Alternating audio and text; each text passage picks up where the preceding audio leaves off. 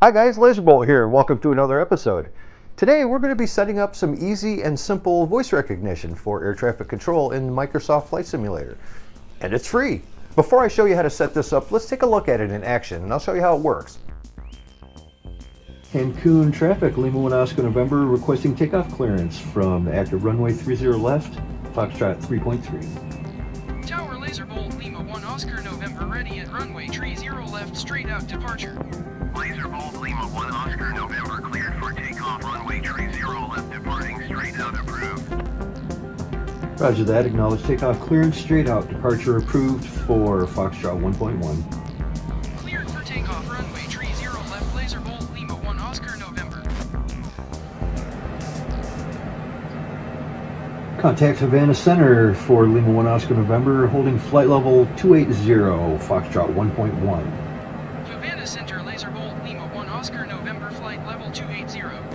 Lazerbolt, Lima 1 Oscar November, Havana Center, continue as planned. As you can see, it works quite well, and you might be a little surprised at how easy it is. Did you notice that I end every ATC interaction with a number, like Delta 1.1 or Foxtrot 4.4? Oscar November, cleared to land runway 9er. Follow the generic on final. Wind 231 at 5. Roger that, acknowledge landing clearance, runway 09er, 1 Oscar November, Delta 1.1. Cleared to land runway 9er, Lazerbolt, Lima 1 Oscar. This is a simple trick you can use to trigger the right response when you're communicating with air traffic control. So let's open up Voice Attack, and I'll show you how to create a simple profile that only takes a couple minutes, and it will allow you to control ATC interactions using only your voice. You can grab the demo version of Voice Attack off their website for free. It has all the same features as the full version, but it only allows you to create 20 commands, which is plenty for what we're doing. Alright, let's start with a fresh profile and create our first command. We'll make this one 1.1 with an asterisk at the beginning. This will tell Voice Attack to listen for the command at the end of a sentence. Now go down and give it a key press and tell it to press key number 1.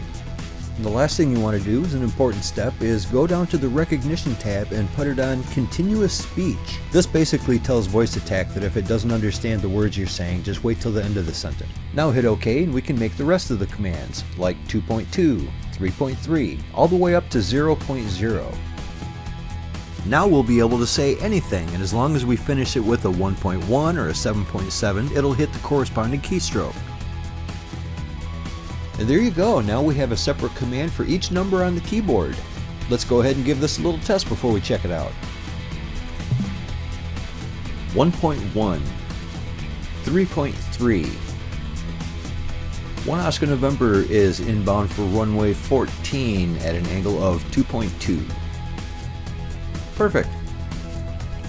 And now when you're inside the sim, you can just open up the ATC menu from the hotbar. From here you can access all of your commands for ATC.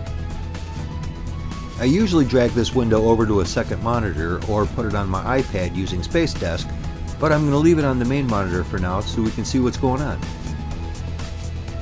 Tune Honolulu approach at Alpha 1.1. So it automatically switched frequencies to the Honolulu Center. Neat! Honolulu approach, Lima 1 Oscar November is with you, climbing to 15,000 for Foxtrot 1.1. Honolulu Center, Lazerbolt, Lima 1 Oscar November is type Cessna C-700, 4 miles northwest of November, Papa Sierra 8,600 feet. Request flight following. Lazerbolt, Lima 1 Oscar November, Honolulu Center. Squawk 7423. Roger that, acknowledge squawk code 7423 for Lima 1 Oscar November 1.1. Squawk 7423, Lazerbolt, Lima 1 Oscar November. So there you go, just like that, super easy, and now we've got some rudimentary voice commands on our ATC. Today I'm going to show you an easy way to use mixed reality in Flight Simulator when you're flying in VR on a Quest 3. This way, right inside the headset, you can see your keyboard, you can see any kind of hardware that you got, like radio stacks or flight switches. This is real handy because usually in VR, you fumble around to try to find your keyboard and you don't know what keys you're hitting and you can't see the switches that you're flipping. This puts all of your hardware right in the cockpit with you, and you can reach out and hit keys on the keyboard and flip switches right in the real world. To set this up, you're going to need to grab two things. First, in your headset, go to the Oculus store and grab a little program called Virtual Desktop. This is an amazing program that you should have already, but if you don't get it, it does a lot of cool stuff. This is basically an alternative to Meta's AirLink. It has way more functionality, it's super easy to use, and I use it all the time because I find it's just way more dependable than AirLink. I've had a lot of problems with that in the past. After you have Virtual Desktop, go into your computer and go to Steam and look for a little program called Reality Mixer. This is a neat little program that allows you to bring real-world objects into any VR game that you're playing on Steam. Now let me show you how to set this up. Alright, put on your headset and launch Virtual Desktop. On the Streaming tab, make sure VR Pass-Through is enabled. Now hit Configure. Here's where you can choose a color to key out that'll become transparent in the game. You can make it any color you want, but I figured I'd just make it this real unnaturally bright green.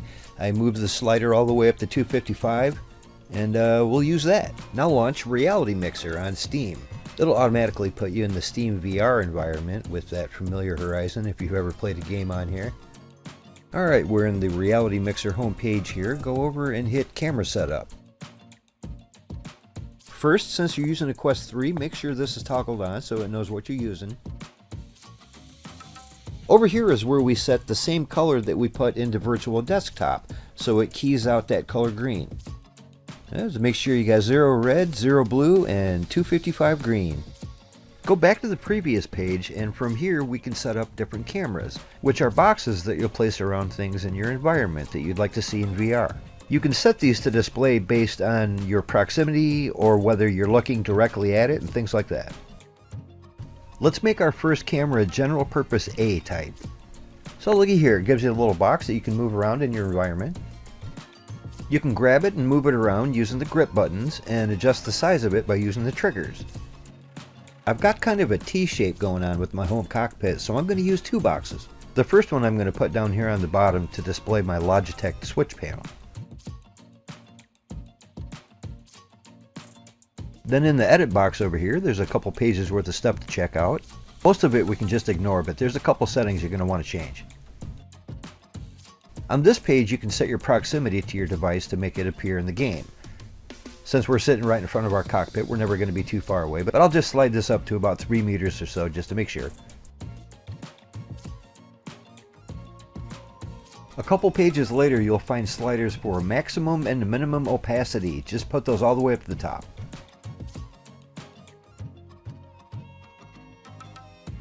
On the next page, you'll see edge brightness and edge width. Go ahead and put those all the way down to the bottom because we want to minimize the border around it as good as we can. Now we're left with just a thin green border around everything. I really wish you could get rid of the border entirely, but there doesn't seem to be a way, not yet.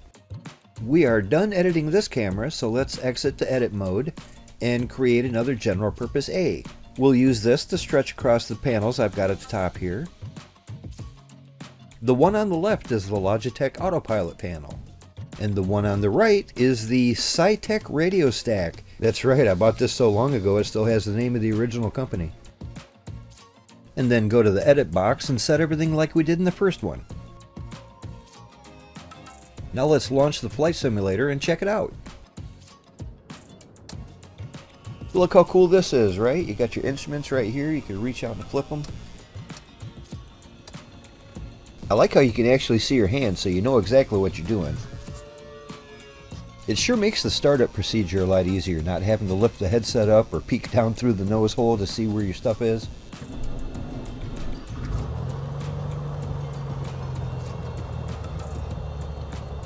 It's just amazing how everything feels so natural. I mean, when you reach out to do something, everything's exactly where you think it is.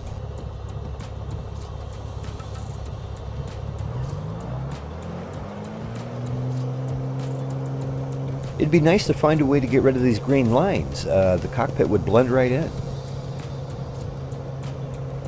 The pass-through camera on the Quest 3 is not super high resolution, so you might have a little trouble reading the fine print on some of your instruments, but you can always lean in close and everything looks good.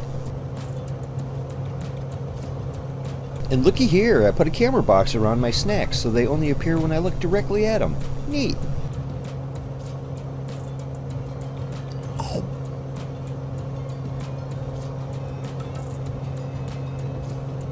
I am pretty impressed with the Reality Mixer. It was real easy to set up and it looks great.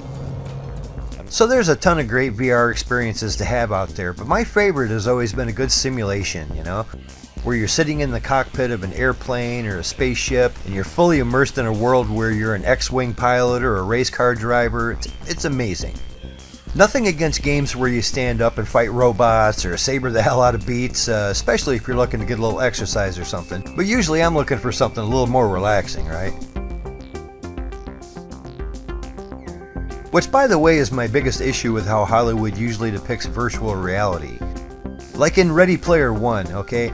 To be a good ballerina in the game, you have to be a good ballerina in real life. Or if you're the world's best ninja in the game, you gotta be the world's most badass ninja for real, okay? I mean, come on, that's exhausting.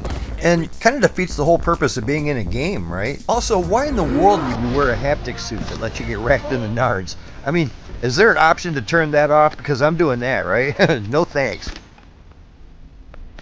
Now, for a lot of people, motion sickness is a big deal when playing games in VR. It's often brought on when you're walking around in the game and your body gets a little confused with the mixed signals it's getting. If this is a problem for you, you might want to try some of these sit-down simulation games. I know when I first started getting into VR about 4 years ago, there were a lot of games like Fallout Alyx that I loved the game, but I could only play it for a little while because they were a bit much and I'd have to take a break. But then something like Flight Simulator or a good racing game, I could play that all night and not feel queasy.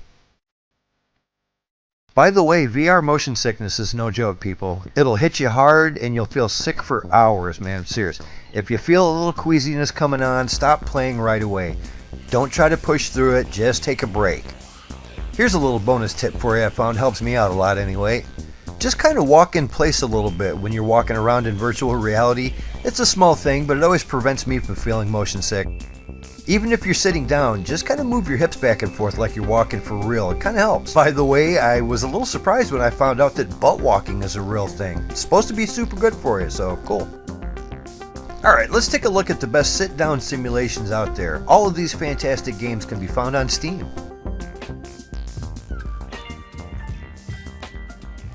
Well, first up is the king of all simulators, Microsoft Flight Simulator 2020. Not only is this one of the most in-depth simulations ever made, but it allows you to hop in and out of virtual reality on the fly, which is pretty handy if you just want to do like takeoffs or landings in VR, or you might want to take a break and leave the sim running in the background. With the simple click of a button, you can toggle VR on and off. It's super handy, and I wish more games did it this way. There's a ton of aircraft in the sim, each with its own unique, highly detailed cockpit. Almost every button, knob, and switch operates properly. This sim is a masterpiece for so many reasons, including absolutely stunning graphics and the ability to fly anywhere in the world. And when you include the well-implemented VR capabilities, it's an absolute must-have if you're looking for a top-notch immersive experience.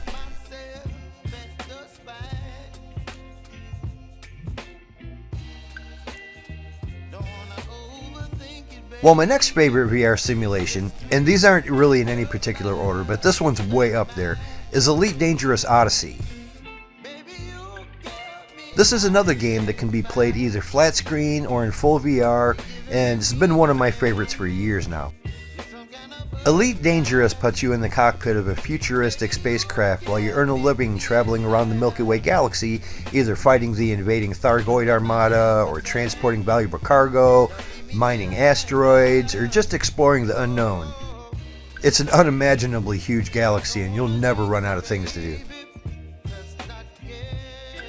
Virtual reality is integrated really well here, and sitting in these highly detailed cockpits is truly stunning when you're orbiting a gas giant, mining for minerals. I even added some voice commands using voice attack to control various parts of the game, making it even more immersive. Check it out. Power to weapons.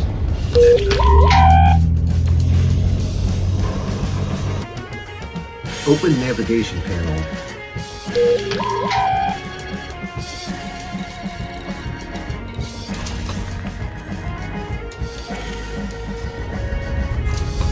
Close cargo scoop. Cargo scoop retracted.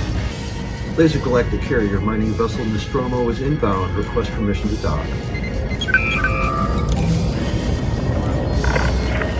Docking request accepted.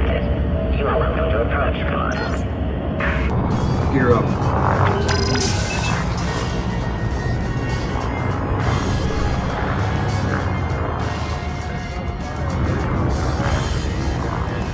Open galaxy map. If you've got a VR headset, I can't recommend Elite Dangerous Odyssey enough. I absolutely love this one. Next system. Engage frame shift drive.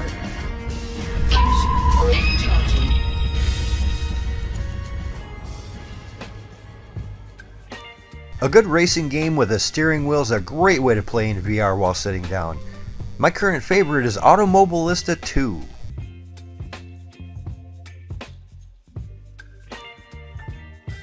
This is another game that can be played outside of VR on a flat screen, but it really shines in virtual reality.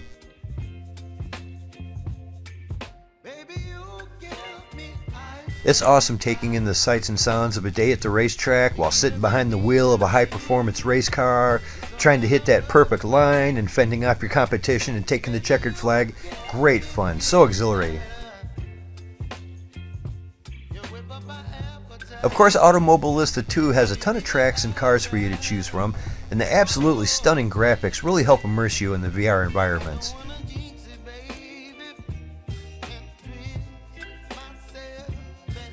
So Automobilista 2 is good stuff, man. Check it out.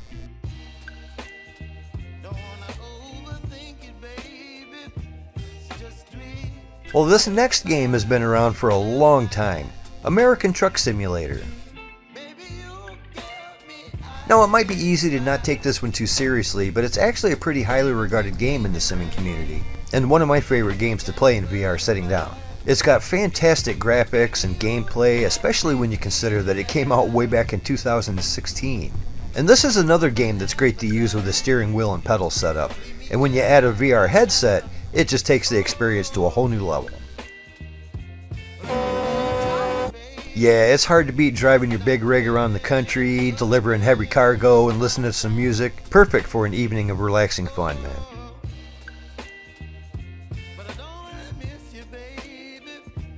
So if you're looking for a well-made game with well-implemented VR, give American Truck Simulator a shot. You might be a little surprised.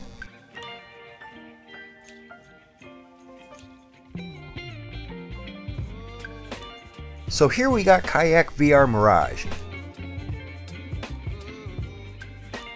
This one's a VR-only kayak simulator that allows you to attach your controllers to a pole, and you can use that like a paddle. Neat.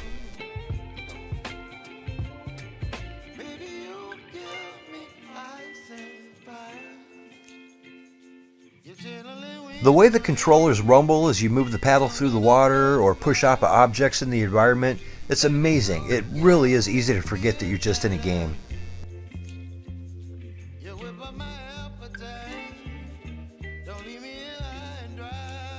And check out these photorealistic environments, man. These are some of the best graphics I've ever seen in VR. Absolutely stunning. It's one of the most relaxing and realistic experiences you can have in virtual reality.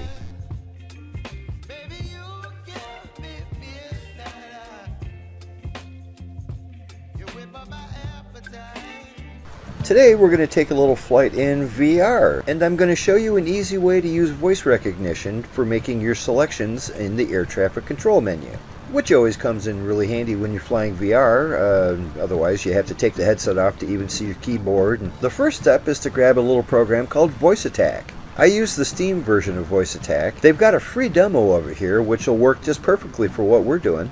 Now, to set this up the way we're going to use it is real simple. I made a video and you can look for it at the end of this one. Let's take our trusty little Bonanza here for a spin across Lake Michigan and go from Grand Rapids to Chicago.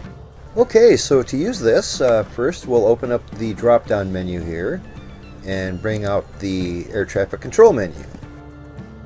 Now what we need to do is we can make any of these selections just by saying the number of it here, followed by a decimal and then the number again.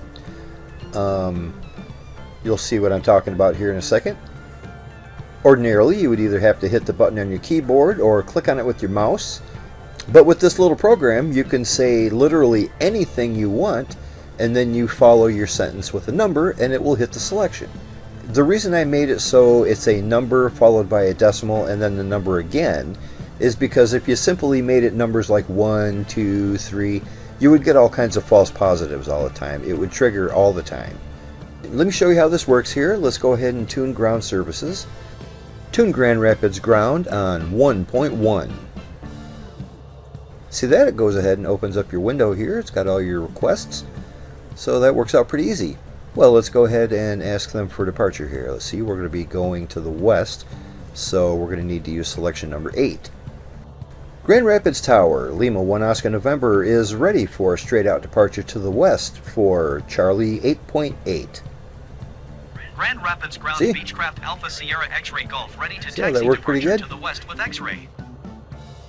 Beechcraft Alpha Sierra X-Ray Golf, taxi to and hold short of runway 26 left via taxiway. Contact tower on 135.65 when ready. Alrighty, see how easy that was? Grand Rapids Tower, Lima 1 Oscar November, acknowledges taxi clearance to runway 26 left at Foxtrot 1.1. Taxi to and hold short runway 26 left via taxiway Beechcraft Sierra X-Ray Golf. Alright, so there we go. Now, just to get this out of the way a little bit, why don't we just drag it over here, put it where the co-pilot usually sits. That way it's not in our way. Okay, let's go ahead and taxi to runway 26 left, which I believe just so happens to be right here. Grand Rapids Tower, Lima 1 Oscar November, is holding short of runway 26 left, requesting departure to the west at Foxtrot 3.3. Grand Rapids Tower Beechcraft Alpha Sierra X-Ray Golf ready for departure to the west at runway 26 left.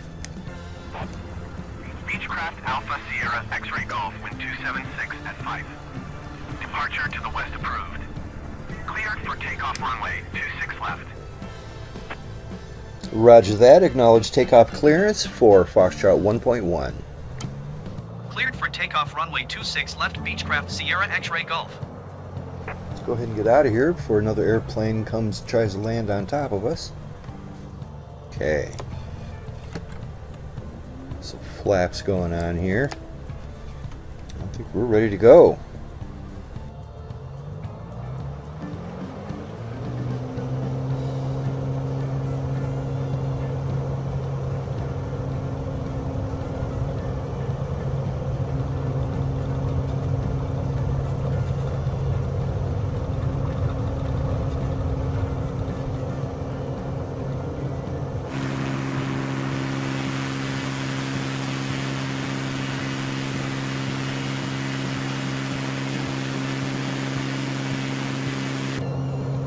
Beechcraft Sierra X-Ray Golf, continue for west departure.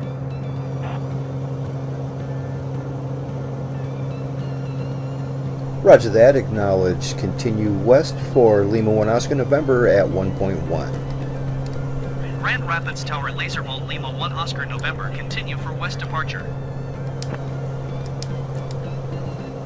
Alright, Chicago, here we come. We're going to climb up a little bit, maybe to, I don't know, about 8,000 feet or so. Lazerbolt Lima 1 Oscar November, leaving my airspace frequency change approved. Roger that. Acknowledge frequency change for Lima 1 Oscar November at 1.1. Grand Rapids Tower Lazerbolt Lima 1 Oscar November frequency change. Well, let's go ahead and request a flight following for our trip across Lake Michigan, and we'll be in Chicago before you know it. Great Lakes Approach, Lima 1 Oscar November is requesting flight following, climbing through 3,000 for 9,000 at Lima 1 Oscar November 1.1. Approach Lazerbolt Lima 1 Oscar November is type Beechcraft B 36 5 miles southeast of Kilo Hotel Uniform 3,100 feet. Request flight following. Lazerbolt Lima 1 Oscar November approach. Squawk 0167. Roger that. Acknowledge squawk code 0167, Lima 1 Oscar November at 1.1. Squawk 0167 Lazerbolt Lima 1 Oscar November. Lazerbolt Lima 1 Oscar November radar contact 5 miles southeast of Kilo Hotel Uniform 3,600 feet. Altimeter 29er decimal 9er 2. Roger that. Acknowledge radar contact at 3,700 feet, climbing to 9,000. Lima 1 Oscar November with Delta 1.1. Roger, Lazerbolt Lima 1 Oscar November. See that? How easy that is? Lazerbolt Lima 1 Oscar November, contact Kalamazoo. Approach on 133.825. Good day. Roger that. Acknowledge handoff to Kalamazoo Center on 133.8. Lima 1 Oscar November 1.1. 133.825. See, one thing that's kind of Lima handy 1 is Oscar almost November. every single interaction you're going to have ends with a 1.1. Contact Kalamazoo approach at 1.1 for Lima 1 Oscar November. Kalamazoo approach Lazerbolt Lima 1 Oscar November 4,300 feet. Lazerbolt Lima 1 Oscar November Kalamazoo. Approach altimeter 29.902 radar contact continue. Yeah, this is one of those things that's so deceptively simple that you could do it right in front of people, and a lot of times they wouldn't even realize what's actually going on, that it's really only listening for that number at the end of your sentence. But it works really good, and it always feels good to talk to the ATC and stuff. It's a lot more immersive that way, and it's great for VR. I am a good old Michigan boy. I've lived here for most of my life, and I've never really minded winter that much. I kind of like the snow for a little while. But I gotta admit, by the time like January and February rolls around, I am over it. I am ready for some nice weather usually.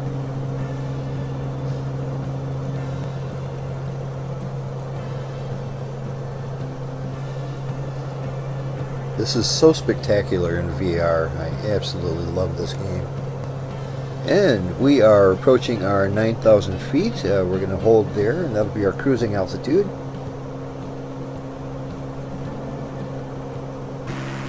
Yeah, it really is hard to beat a good West Coast sunset. And Florida and California is really not the only place that you can get one of them. Just come right here.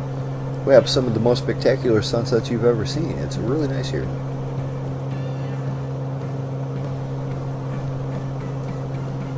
Lazerbolt Lima 1 Oscar November. Contact Chicago Center on 128.5. It's a good sign. We're getting closer. Roger that. Acknowledge handoff to Chicago Center at 128.5. 1 Oscar November 1.1. 128.5 Lazerbolt Lima 1 Oscar November. Goodbye. Goodbye. Tune Chicago Center on 1.1. Chicago Center, Lima 1 Oscar November is inbound, holding 9,000 feet with Delta 1.1.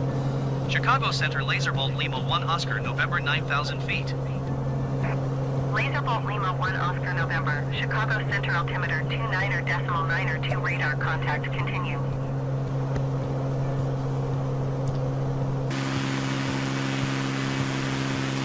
And just look at this. You know, I know people think Lake Michigan is big, but I don't think they quite realize how big it is. Look at this. We're at 9,000 feet, and you can't see land in any direction. It's massive. It's really impressive. Yeah, let's just check all of our airports here and see if we can find Chicago O'Hare. 9.9. 9.9. We're getting closer. 9.9.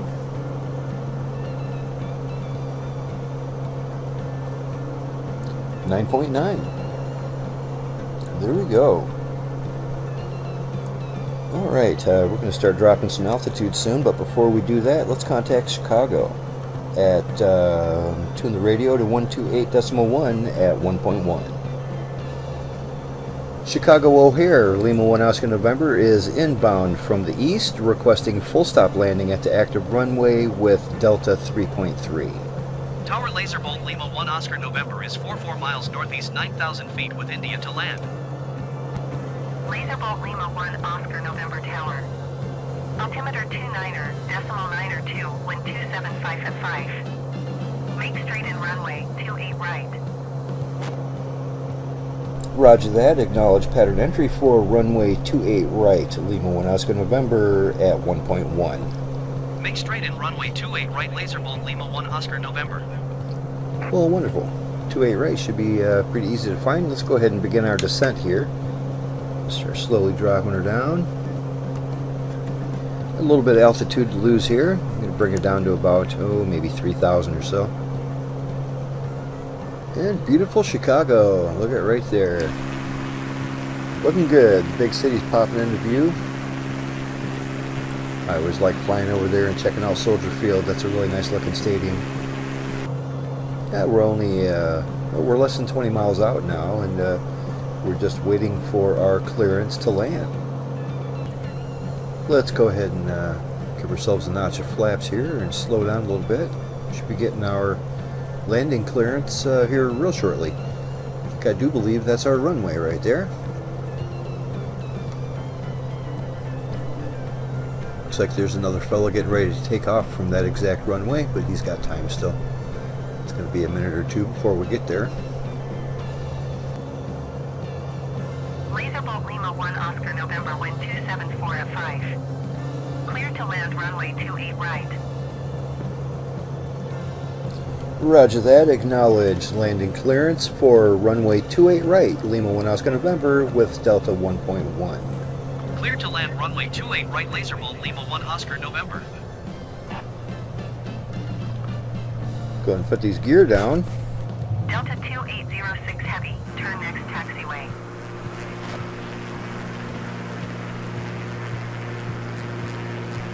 This is an absolutely beautiful airport, man. Look at this. It's huge. This airport is about the size of the entire town I live in. Coming in smooth and looking good.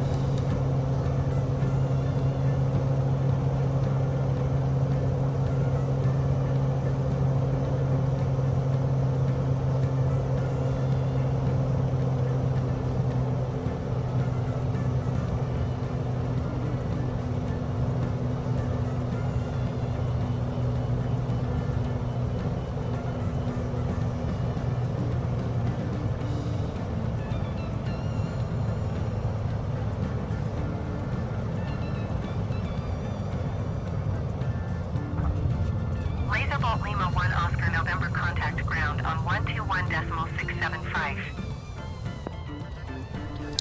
Roger that. Acknowledge ground handoff to 121.5 for Lima 1 Oscar November at 1.1. 121.675 Lazerbolt Lima 1 Oscar November. It's a good thing it doesn't actually listen to what you're saying, because I read back that frequency wrong. Well, there you go. How fun is that, right? It makes it real easy to do some air traffic control with voice recognition, and it's a super easy profile to set up, and you can do it by yourself in just a couple minutes. Today I'm going to show you how you can learn the startup procedure for any aircraft. One of the things I like the most about Flight Simulator isn't just flying around checking out the beautiful graphics and seeing all the cool spots. It's how much of a deep simulation it actually is. I love sitting in the cockpit, flipping switches, using the radio, turning your lights on and doing all that stuff. And it's really pretty satisfying going through the complicated startup procedure of some of these large aircraft. Well, let me show you how to use the checklist on your kneeboard. Pretty soon you'll be starting up anything from a jumbo jet to a pit special, anything in between. Alright, let's hop in the trusty Beechcraft Bonanza, and I'll show you how this works. First of all, you probably know that if you start on a runway as your departure location, you'll load into the game with your aircraft sitting on the runway with the engines fully started, lights on, some flaps, cleared to take off and everything. But if you set your departure as a parking spot, you will load into the game cold and dark. No engines running, no electricity, just a parked aircraft. And here we are, parked at the airport in our beautiful little Bonanza. Okay, go up to the top here and find your checklist. As you can see here, this actually has a pretty simple procedure for starting up, only a few operations in each step. But remember, this checklist will be unique for each aircraft. Okay, first we'll go to the Before Starting Engines tab. And it has a set of 4 instructions for us to do before we can start the engines. Let's click on Parking Brake. And here's something that's pretty cool. Look at this. If you click on the little eyeball symbol here, it'll literally take you to and highlight what it's talking about. Parking brake set. Alrighty. Set. and then you hit this here to tick off the item. It moves on to the next one. All avionics off. Be the switch right here. It looks like it is in the off position, which is down. So we'll just leave that right where it's at. Tick. Fuel selector. Make sure it's on the fullest tank. Well, my tanks are equal, so as long as it's on a tank, and it is, we got the left and the right tank here. It's on the left one. We'll tick that off. And the battery and alternator switches. Where is that? Well, that is handy right here. Alright, let's click this up. Turn all these batteries and alternators on. We got some power. Tick item. Okay, that first page is done. Let's go to the starting engine page. Okay, we'll start with the mixture. Make sure it's rich. Click on that, it's right here. Make sure you push it fully up. Tick item. Prop RPM lever. It's this one, right next to it. We'll put that all the way up too. Tick it. Throttle. Make sure the throttle is full. All the way up. Fuel system's wide open. Tick it. Fuel boost pump. Okay, it says turn it on until flow peaks, then turn it off. That would be this right here. We'll put it all the way up to the high position. You'll notice on this one, not only does the switch get highlighted, it also highlights your fuel flow gauge. So, let's go ahead and click that all the way up. And our fuel flow is flowing. Good deal. It says on until it peaks and then off. I think it has peaked. Let's go ahead and turn it off. Our system is primed. Tick it. Okay, now the throttle. We want to go back and pull that down and then open it just about, I don't know, a ½ inch. Tick that item. Magneto start switch. It is this handy thing right here. First we need to set the switch to the start position and then release it to the both position when the engine fires. Do not engage more than 30 seconds in a 4-minute period. Alrighty, well, we're going to spin the knob here by using our mouse wheel and put it over the start position. Alright, the engine is started up and it automatically goes back to the both. Alrighty, take that off. Now it wants us to set the throttle between 1000 and 1200 RPM. There we go, that's the range we're looking for. Tick that off the list.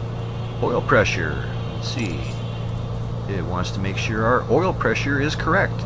Oil pressure's in the green, that's good to go. Tick the item. Okay, the page is complete. Now what do we do after starting the engines? Well, we make sure our master avionics switch is on. That would be down here. This is the one we made sure was off earlier. Now it is on. And there you go. It's firing up our Garmin system. Very nice.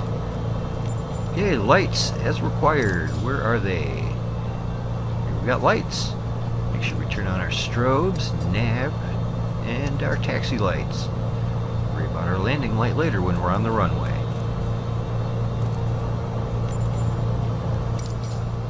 Tick these items off the list. The fuel boost pump, make sure that's off. Tick that item. And then parking brake release. And take our brakes off and we are ready to go. So look how handy that is, just having this nice little list here, 3-page list, only a few items on each one, and you can start up any aircraft. Like I said, it's pretty damn handy having it actually light up and highlight the things that you're looking for. Once you go through the list a couple times, you'll be able to do it easily by memory. There you go, guys, and now you know how you can start up any aircraft in Flight Simulator. So Captain Sim recently finally got around to releasing their complete C-130 package. Unlike the old package they had, it doesn't have just the exterior. It also includes a full cockpit. This is something I've been waiting for a long time. The C-130 has been my favorite aircraft for as long as I can remember. It's an absolute favorite. And the C-130 that was available from Captain Sim way back in the FSX days, I flew the heck out of that. I absolutely loved it. So anyway, I'm pretty excited to have a C-130 to fly in the new Sim here. And yeah, I know this aircraft has been getting a lot of grief lately because it's a little bit on the expensive side. It's $40, and it's not like it's a study level aircraft like a PMDG or anything like that. And it is a really great looking model. I mean, it's fantastic. Tons of animated parts. They've done a great job with that. It just looks really good, and I love it. If I had one complaint about any of it, it'd be the sounds. They're a little bit on the weak side, actually, for Hercules.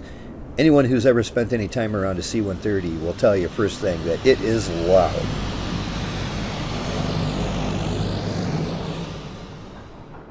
Anyway, that aside, I am pretty happy with it.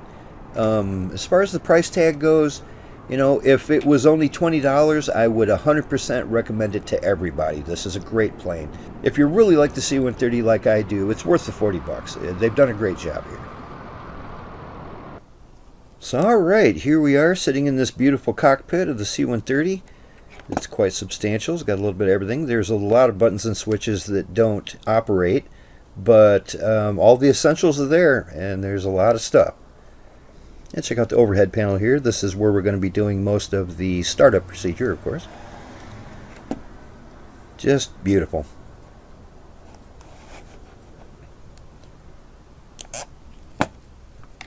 Well, alright, let's get started on this here startup. I'm going to move my camera where I can get a good view of the overhead panel here. See all my buttons and switches and whatnot. Alright, first thing first, we'll take the cover off of our bus tie switch and flip that over to the right. And then over here, our DC power switch, put that over to where it says battery. Give it one rotation, click.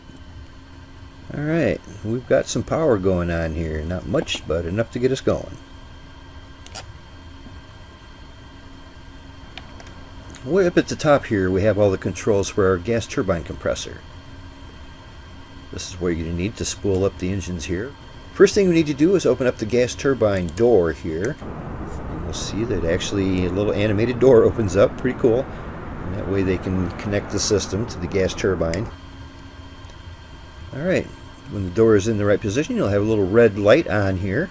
Now make sure the bleed air valve is in the closed position before we turn the control knob over to start. Give this a rotate, it will hit start and then automatically go back to the run position. And there you go. Light here turns on, letting you know it worked. And the compressor is on. Now, when everything gets up to speed and the compressor has the right compression, so to speak, this here light will turn green. When that light turns green, we can go ahead and open up our bleed air valve. Might take 15 or 20 seconds, and there we go. Bleed air valve open. Now go down here to the inverter switches. We need to tie these into the bus, so just go ahead and click them over. So they're straight up and down. That will tie them into the bus. And now we have power to all of our avionics. Very good stuff. Now you want to check these four switches over here. They're probably on the on position by default. But make sure all of your engine pumps are on. You can get a little better view of it here. There you go. Make sure they're all in the up position. Like I said, they probably are already, but if they're not, make sure they are. Alright, now we're ready to start these engines up one at a time here. First thing we need to do is locate these four switches up top. These are the engine bleed air switches for 1, 2, 3, and 4. We'll take the first one here and click it down to the override position. Alright, now we need to go down here. You can see the engine condition levers are all sitting here. We need to take engine condition 1 and push it all the way forward to where it says run. You actually can't see it here. Let me see if I get the camera in there. You can see that it's actually written. There you go. See right in there. It's hard to read, but here we go. We'll take the first engine condition, push it all the way forward. There you go. It clicks into place. Once that clicks into place, we go over here to the bottom left, and we have our 4 starters. Click on engine starter number 1, and it should go down in position. Oh, after a few seconds, we should have some action on engine 1. Alright, there we go. Spooling up nicely. Yeah, see what I'm saying about the sound? It just doesn't really have a roar that you're looking for. Oh well. Alright, once this engine is fully spooled up, the switch here will click back up into the op position all by itself. And there you go. Engine number 1 is all spooled up. Now we go back up to the top here and turn on our generators for engine 1. Here we are. We got some power. Now let's repeat that procedure for the rest of the engines here. Engine number 2, bleed air, override. Go down. Grab the condition lever for engine 2. Push it all the way forward. Go up to the engine starter number 2. Click. There you go, after a short pause, engine 2 is firing up.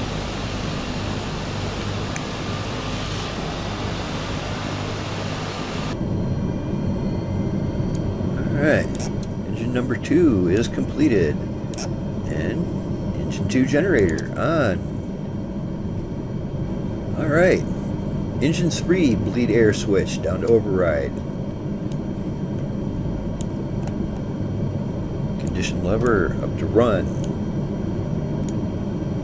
Engine 3 start.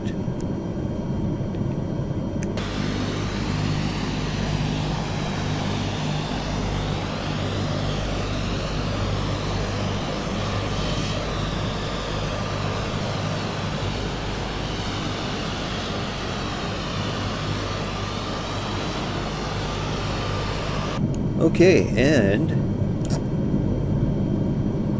engine 3 generator on. Okay, and the last bleed air switch down to override.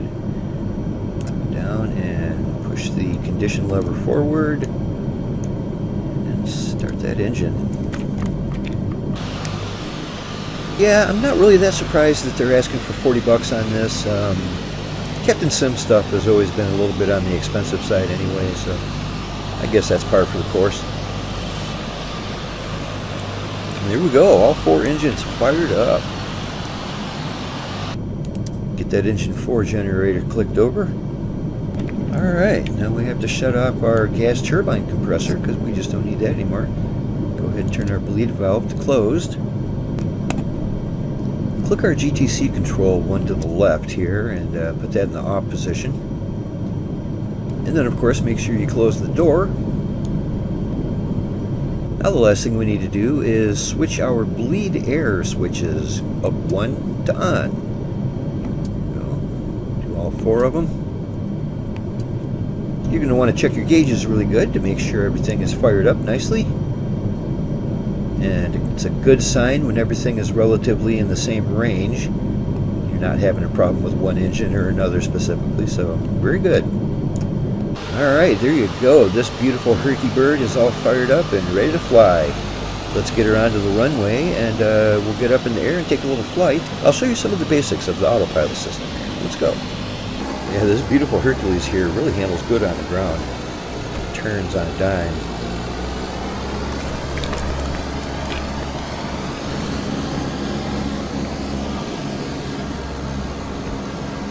I am so happy to finally have a C-130 to fly around in this new sim. This is just great. I'm loving it. And just the ability to sit in my Hercules bird with a virtual reality headset is just, that's outstanding, man. I'm super happy.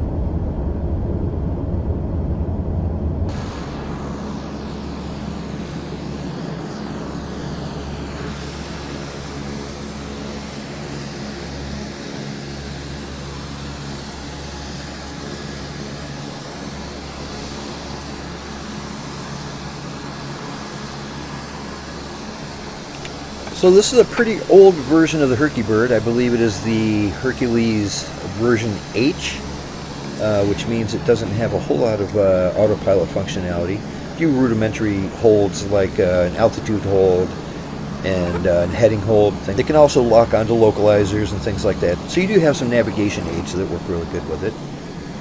Well, let's see here. Let's just go ahead and I'll show you the basic functionality of it. It'll get you up and running for now.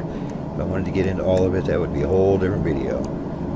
Let's see here. First, you got to get your camera down there because this here is all the autopilot stuff. And it's kind of hard to see if you don't move your camera over there. Make sure this switch is on gyropilot. This switch right here is the autopilot main. And this is the altitude control. Let's see here. If you just click on the autopilot, turn it on, you'll notice that it holds our vertical speed. So whatever climb you're in, it'll hold that. And it'll also hold your direction. So now we're climbing and flying perfectly straight, and the autopilot will keep us that way. Since you don't have any way to lock onto your GPS line or anything like that, what you can do is take your heading knob here. See, when you move it around, you can see your heading bug. Get your heading bug to whatever direction you want to go. And then over here, right on top here, you got the flight director switch. Go ahead and click that down to manual. And now, you see our airplane turning. We're following this heading bug. That is just beautiful. I love this bird. Alright, so let's say we want to climb up to about, let's say 8,000 feet. We got one more 1,000 to go. What you do, let me move the camera into a little better spot so we can see. There you go. Now you can see our instruments, our altitude, and our vertical speed at the same time, our controls here. See this little knob on the left? Now watch, we'll spin this knob down a little bit. Notice how it brings our vertical speed down.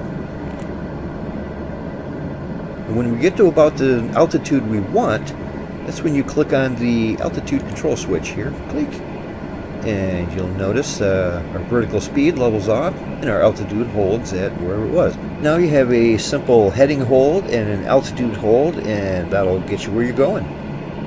Alright, today I'm going to show you how you can use the autopilot in the C-130 to navigate using the GPS flight plan. So we'll take a neat little flight up north to Whitehorse International, and we'll do an ILS landing there. That should be a lot of fun. I'll show you how it goes. Let's give it a shot. Okay, the Hercules doesn't have a GPS built into it, no screen you can see or anything like that, or a pink line to follow. What you do is you bring down your map, which is essentially the same thing. It has your flight plan, which is represented by the pink line here, and you can have multiple waypoints and multiple stops. Now what I would normally do is just drag this off to a second monitor so you can keep an eye on it without it being in your way. Or even better than that, you can install Space Desk and then you can slide it off your screen and it'll end up on your tablet or your cell phone. Space Desk is pretty simple to use and it's free, and it's pretty handy for a lot of different reasons. I've got a video that you can use to help you set that up, and I'll put that at the end of this video. Look for this one.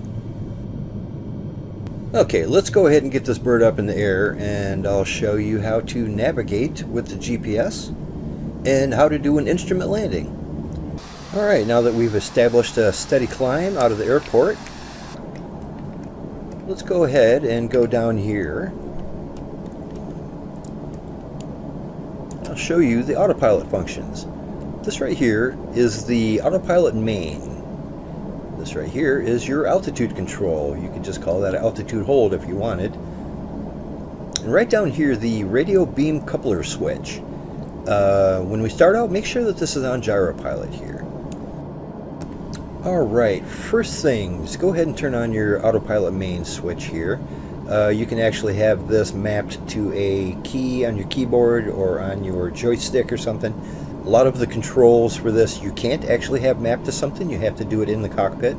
Like for instance your altitude hold, you have to do that manually over here in the cockpit.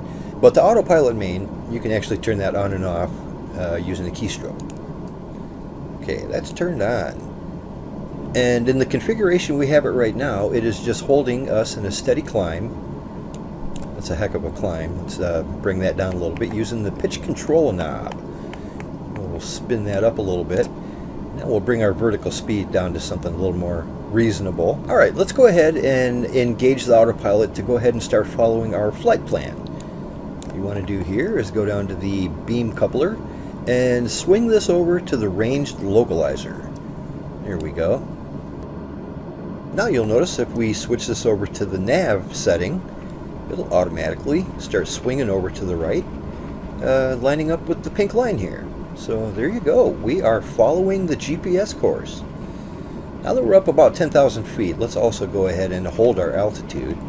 We don't need to go much higher than that, so just click the altitude control switch, and you'll see we're leveling out, and we're holding our altitude and turning towards the pink line. And this way, you know, the airplane will just simply follow the flight plan, and it'll get you where you're going.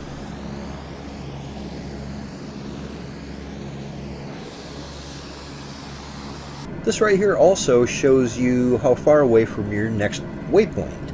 So we're 120 miles from, well, we only have one waypoint, and that would be Whitehorse International. Speaking of Whitehorse International, let's click on it here and get a little more info. It looks like we're going to be coming in on runway 32 left. We've got 9,500 feet of bituminous. The airport itself is at an elevation of 2,284 feet. Let's go down here. You'll see under the ILS tab that it does have an ILS localizer for runway 32 left. That localizer is at a frequency of 109.5 and at a heading of 321 degrees.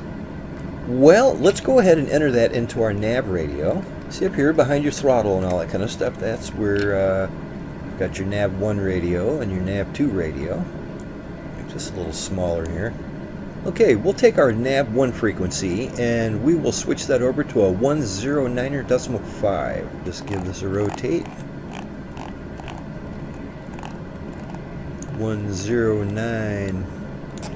Get a better look here. 109.5.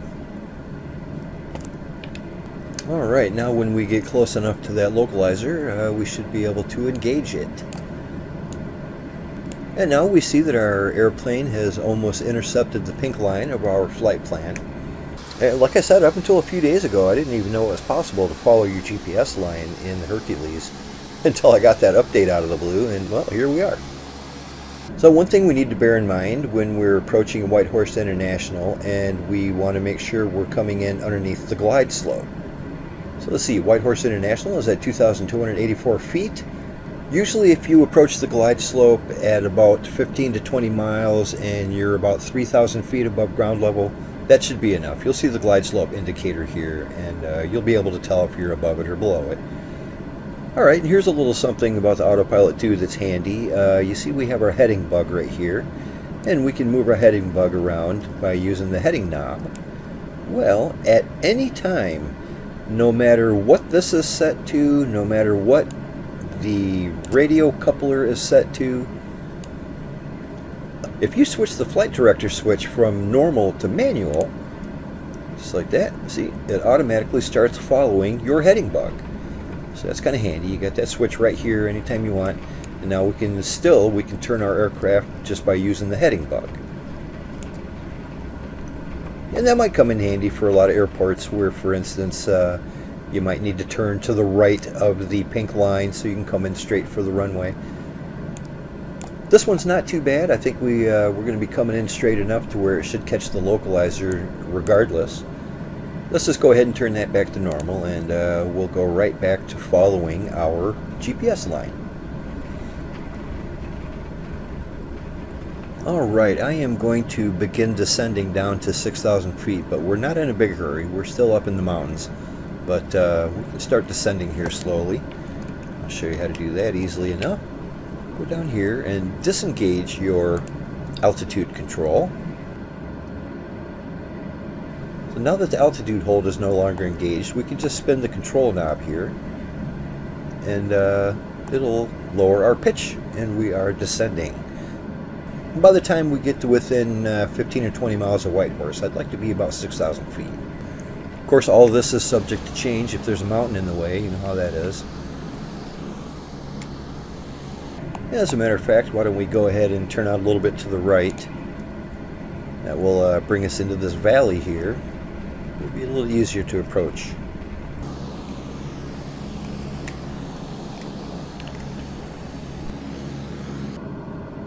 Like I said, I wanted to be around 6,000 feet. We could probably get away with being a little bit higher than that, but That's what I'm shooting for.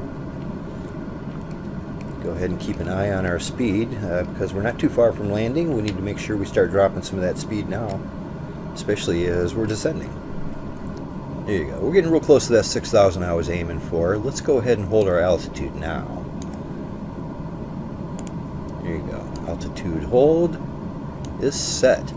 How are we going to engage the ILS frequency? Go down here to the radio beam coupler and set it to AFF. Give it one click over to that. And now when we turn our flight director switch back up to normal, it will go back to operating from the radio beam. And make sure you put your mode selector switch on ILS 1. There you go. Now we are coming in. Now that we have our mode selector switch over to ILS 1, we are able to set our course. Now remember, the course heading for ILS at 32 left is a 321 degrees. Let's go ahead and put that on 321 here. There you go. And look at that, at about 20 miles distance, our glide slope indicator pops up. And our airplane is still getting positioned all by itself, lining up for runway 32. And like I said, we've got a very nice approach right now. We're underneath the glide slope, coming in at a reasonable speed. Most glide slopes won't engage on an aircraft if you're coming in too fast. Obviously, it won't engage if you're coming in too high. So what's going to happen is this glide slope indicator will start slowly falling, and if everything is set properly, when it reaches the horizon, it will grab the clutch and start nosing down the aircraft, and we'll start descending. Alright, this will give us a chance to go ahead and deploy some flaps. In a few more miles, we will deploy our landing gear. And yep, you can see the glide slope indicator is slowly coming down, so we should hit that very shortly. There you go. This aircraft should automatically grab onto the glide slope and begin descending down into the runway. Let's see here. And there you go. See our vertical speed going down, matching the glide slope, and we are coming in perfectly. Go ahead and give ourselves a few more notches of flaps here and begin slowing down. Now remember, on Hercules, your approach speed is right around 110 to 120 knots. At full flaps, you can go less than that, but that's a nice comfortable range. Now that we're 7 miles out, I'm going to go ahead and lower the landing gear. And look at that. We are coming in perfectly straight, hands-free, Whitehorse International. Hercubird's doing it all on its own. Of course, you're going to want to make sure that you disengage the autopilot before you get to the runway. Otherwise, you'll just slam straight into it. So, I don't know, when I get about 100 feet above the ground, I disengage the autopilot altogether and fly it in by hand. Well, alright, I don't think we need this anymore. Let's go ahead and drag that off to the second monitor. Alrighty, we're at 2 miles and looking good. Getting just about close enough. I'm going to go ahead and turn off my autopilot here. I'm going to do this manually instead of using the button on my stick, just to show. Let's see here. We'll turn off the autopilot main, and we are back to flying by hand. But look at that. The ILS was a little bit off to the right, but many of them are like that. They're not perfect.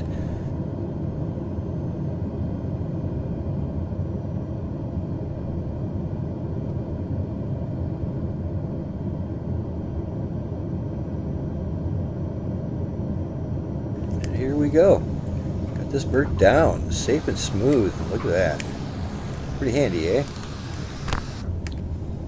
Kick in those reverse thrusters and bring us to a stop.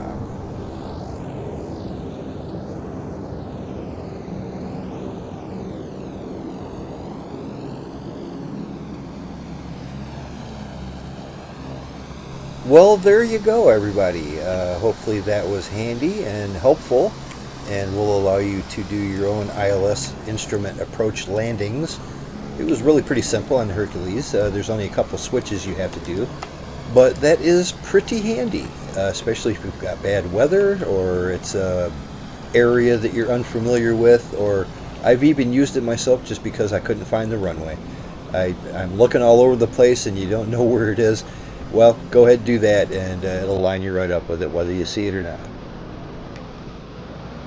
Space Desk is a neat little program that allows you to turn your tablet or iPad into an extended desktop for your computer. I like using it for my flight simulator setup for displaying GPS and avionics panels. You can grab it for free in the link down below. So to get this to work, you're going to need two things. First, you need to download and install the Space Desk driver onto your PC. This is a little extension that just runs in the background of your computer. And then on your tablet or mobile device, go to the App Store and grab the Space Desk Display app. And also make sure that you're logged into your router using your administrative password and not the guest network password. Now simply launch the app on your tablet and it should automatically discover the main PC. If for some reason the PC you're using doesn't show up on the list, you can just use the handy little info button at the bottom of the screen. That'll help you diagnose any problems. Now simply select the desired server off of your list of detected machines and bingo, you have an additional monitor on your PC. You can verify this by clicking on the display settings. Ordinarily, I run a 2-monitor setup. As you can see here, I now have 3. And you can drag these around and set them up in any configuration you'd like. I like having mine off to the left side, so now every time I drag something off the left side of my main monitor, it ends up on my tablet. Now let's put this extra display to use in the Microsoft Flight Simulator 2020.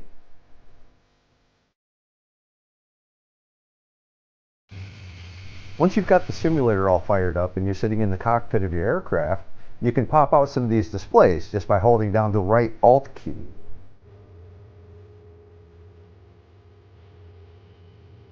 And now you can simply drag and drop them onto your tablet. Unfortunately, this doesn't work for things like gauges, only display panels. Now, this setup comes in particularly handy when you're on a really long flight, and that happens quite a bit in Flight Simulator. Now you can just grab your tablet and take it with you if you need to cook some dinner or maybe watch a show or something. Now you can keep an eye on your instruments from anywhere in your house. Today I'm going to show you everything you need to know to maximize your profits in the cargo career in Microsoft Flight Simulator 24.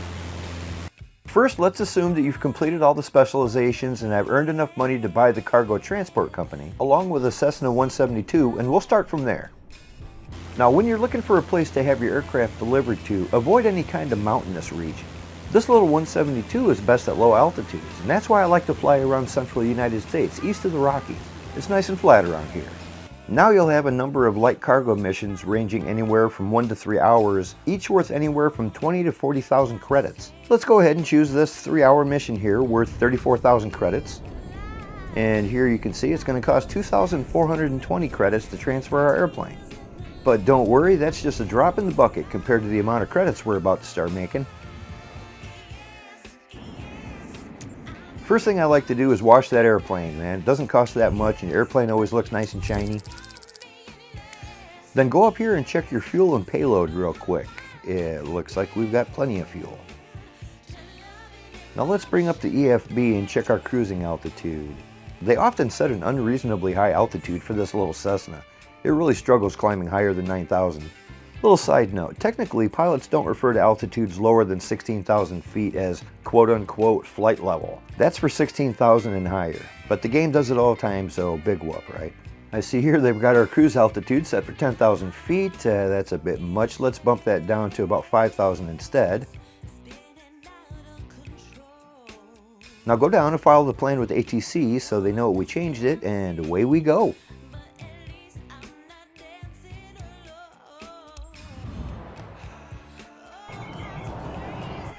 Now let's talk about skipping versus no skip. While it's true that you want to do employee missions without skipping because the no skip bonus is the majority of your payment, when doing missions for your own company, you earn way more credits by skipping. Let's skip the takeoff and I'll show you what I'm talking about.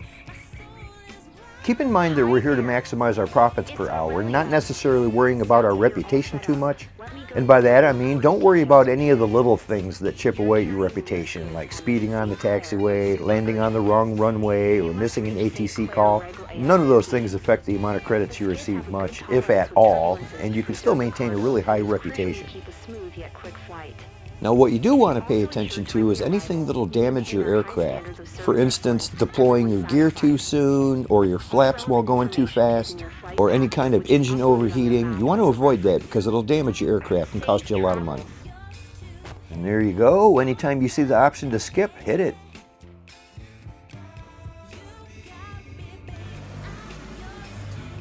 I'm taxiing all the way to the end of the runway as instructed this time, but like I was saying, feel free to just take off whichever direction you like.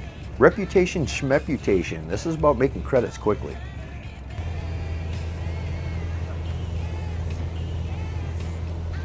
Okay, once your trusty Cessna is up in the air and you've retracted your flaps, get yourself in a stable climb and activate the autopilot main. This will just keep your bird at a constant heading.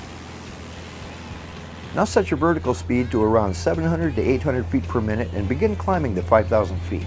Just make sure your indicated airspeed stays in the green and climb as fast as possible. Climbing and descending is what takes the most time in a cargo mission, so we'll try to get to the cruise altitude as quickly as possible. Don't even worry if you're heading in the right direction. It doesn't matter at all. Just keep climbing. Alrighty, now as soon as we reach altitude, hit that Alt-N and we'll skip to the end. When we come out of the loading screen, don't be alarmed by that alarm. That's just your autopilot shutting off. So at this point, we should be directly over our destination airport. Here, take a good look at the situation and make your way into the traffic pattern. Kilo Tree 9er traffic Cessna November 8440, 41 miles west 2100. Ford inbound to land runway 20. Don't worry about turning too sharply. The cargo is pretty sturdy and it's hard to damage. Now let's slow down and get this bird on the ground. Remember to be under 110 knots when you deploy your first notch of flaps, and inside the white line under 85 knots before deploying the second notch. Kilo Tree 9er traffic Cessna November 84404 is on final runway 20 to land. Now I've talked a lot about how reputation doesn't matter much, but do you know what does matter much? Don't crash. Right? I know it sounds obvious, but don't crash. Do a go around if you're not set up properly, but crashing will devastate your company's finances and reputation in a big hurry. Don't do it. Alright, safely on the ground. Now, as soon as you've reduced your speed enough to get the check mark, just exit the runway and take the penalty here. This way it brings up the skip option instantly, and you can save a couple minutes by not taxiing to the hold short and then to the parking lot.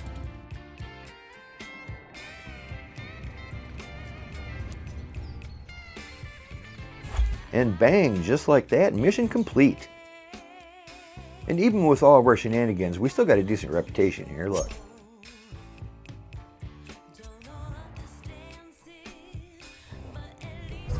And there you go, a cool 37,000 credits the quick way.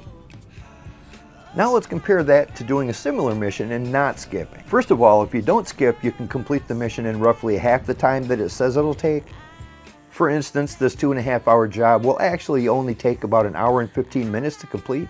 And looky here, this job is for 30,000 credits and netted a respectable 88,000 with the hefty no skip bonus.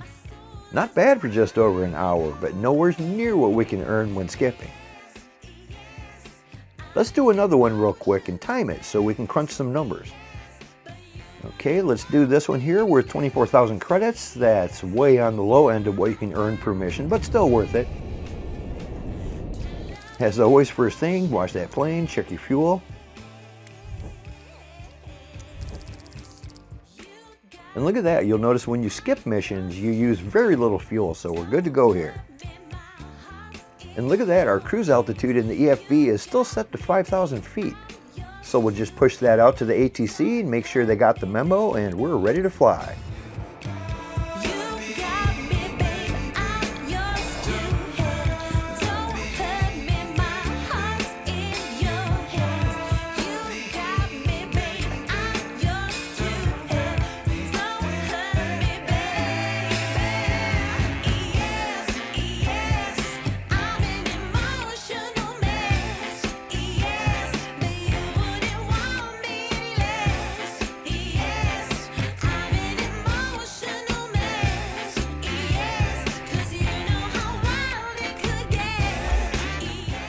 And there you go, in just under 11 minutes, we earned 26,000 credits. Now let's compare that to not skipping.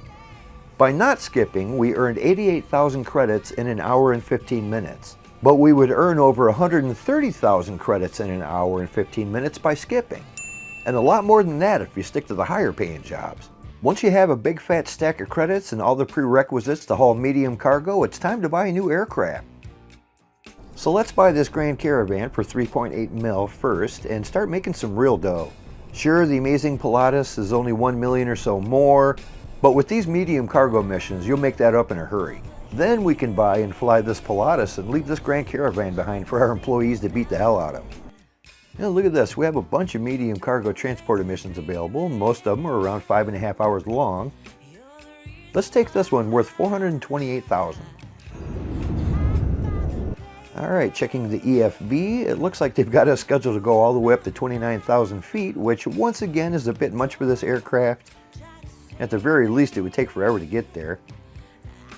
Let's bump that way down to about 8,000 and I'll show you some tips and tricks for this Grand Caravan.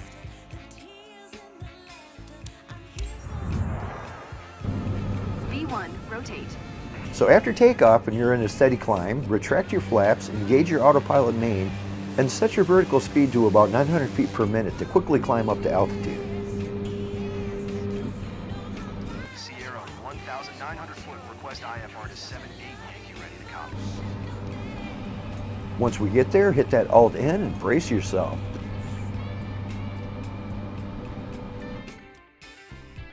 This Caravan always comes out of hyperspace getting tossed around like crazy with the autopilot turned off and the flaps deployed. So hurry up and retract your flaps before they take speed damage. You'll be placed anywhere from 20 to 40 miles out from your final destination, so fly as fast as you can without going over speed and get there quickly. This part adds a few minutes to the flight and makes it so it takes about 15 to 20 minutes to complete a mission now. And while we're traveling, let's check our EFB to find which runway we're landing on and to check the elevation of the airport itself. Then begin descending down to about 1,500 feet above ground level. Okay, we're about 3 miles from final. Let's slow down to land. Make sure you're under 150 knots when you deploy your first notch of flaps, and under 125 for the second notch. 7-8, Yankee traffic Cessna November 740901 is on final runway tree 6 to land. Now bring her down soft and hit that reverse thrust.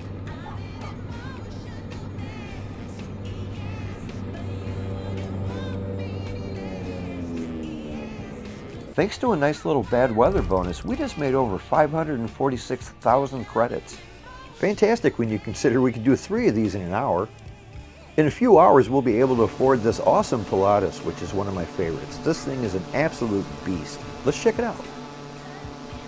Look here, we're climbing at 2,000 feet per minute and still maintaining 170 knots. That'll get you to altitude in a big hurry. Now when you're coming in for a landing, don't forget to put your gear down and remember that your first notch of flaps is under 165 knots and your second notch under 130 for the Pilatus. And lucky for me, this bird has a really powerful reverse thrust that saved my ass on this flight. Here I am coming in high and hot in the rain to a short wet runway with trees at the end.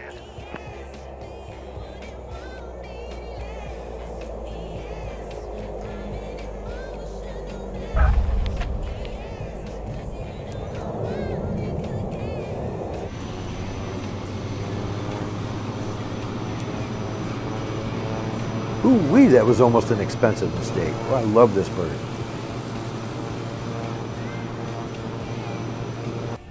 And blammo, another quick 600 grand. Only thing left to do now is to save up that 306 million to get the Beluga. Hopefully by that time they will have added the heavy airliner rating and we can start crushing the heavy cargo missions. Well, there you go, everything you need to know about making money transporting cargo. And if you have any questions or comments, please leave them down below, and thanks for watching. We'll see you next time. Bye now.